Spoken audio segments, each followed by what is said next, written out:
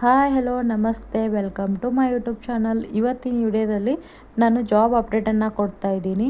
ಇದು ಜಾಬ್ಗೆ ನಾವು ಹೆಂಗೆ ಅಪ್ಲೈ ಮಾಡಬೇಕು ಮತ್ತು ಫೀಸ್ ಎಷ್ಟು, ಎಜುಕೇಷನ್ ಏನು ಬೇಕು, ಆಮೇಲೆ ಲಾಸ್ಟ್ ಡೇಟ್ ಎಲ್ಲ ಬಗ್ಗೆ ನಾನು ಇವತ್ತು ಇನ್ಫಾರ್ಮೇಷನನ್ನು ಕೊಡ್ತಾ ಇದ್ದೀನಿ.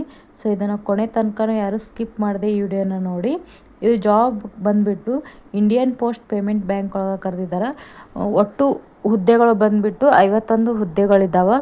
ಆಮೇಲೆ ಈ ಪೋಸ್ಟ್ ಹೆಸರು ಬಂದುಬಿಟ್ಟು ಎಕ್ಸಿಕ್ಯೂಟಿವ್ ಅಂಥೇಳಿ, ಅಂದರೆ ಕಾರ್ಯನಿರ್ವಾಹಕ ಅಂಥೇಳಿ ಈ ಪೋಸ್ಟ್ ಇದೆ.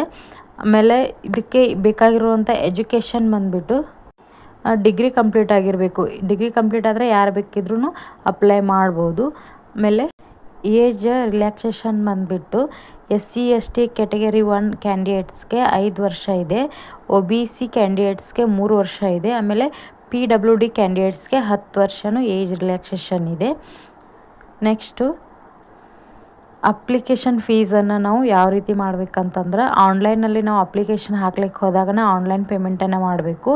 ಆಮೇಲೆ SC/ST PWD ಕ್ಯಾಂಡಿಡೇಟ್ಸ್ಗೆ 150 ರೂಪಾಯಿ ಆನ್ಲೈನ್ ಫೀಸ್ ಇದೆ. ಆಮೇಲೆ ಅದರ್ ಕ್ಯಾಂಡಿಡೇಟ್ಸ್ಗೆ 750 ರೂಪಾಯಿ ಫೀಸ್ ಇದೆ.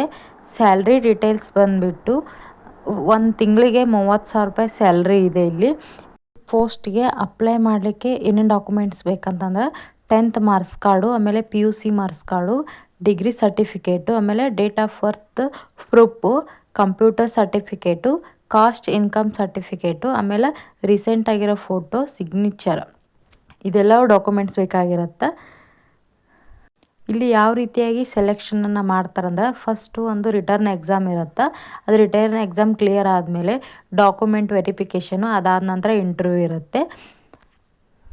ಇದನ್ನು ಅಪ್ಲೈ ಮಾಡಲಿಕ್ಕೆ ಇರುವಂಥ ಲಾಸ್ಟ್ ಡೇಟ್ ಅಂತಂದರೆ ಮಾರ್ಚ್ 21.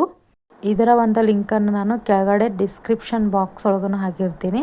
ಹಾಗೆ ಅದು ಲಿಂಕ್ ಬಂದುಬಿಟ್ಟು www.indianpostpaymentonline.com. ಅದರೊಳಗೆ ಈ ಪೋಸ್ಟನ್ನು ಅಪ್ಲೈ ಮಾಡ್ಬೋದು. ಇದು ಸೆಂಟ್ರಲ್ ಗೌರ್ಮೆಂಟ್ ಜಾಬ್ ಆಗಿರೋದ್ರಿಂದ ಇದರ ಲೊಕೇಶನ್ ಬಂದುಬಿಟ್ಟು ಆಲ್ ಓವರ್ ಇಂಡಿಯಾ ಇದೆ. ಸೊ ಇದೇ ರೀತಿ ಹೆಚ್ಚಿನ ವಿಡಿಯೋಗಳಾಗಿ ದಯವಿಟ್ಟು ನನ್ನ ಚಾನಲನ್ನು ಸಬ್ಸ್ಕ್ರೈಬ್ ಮಾಡಿ. Thank you.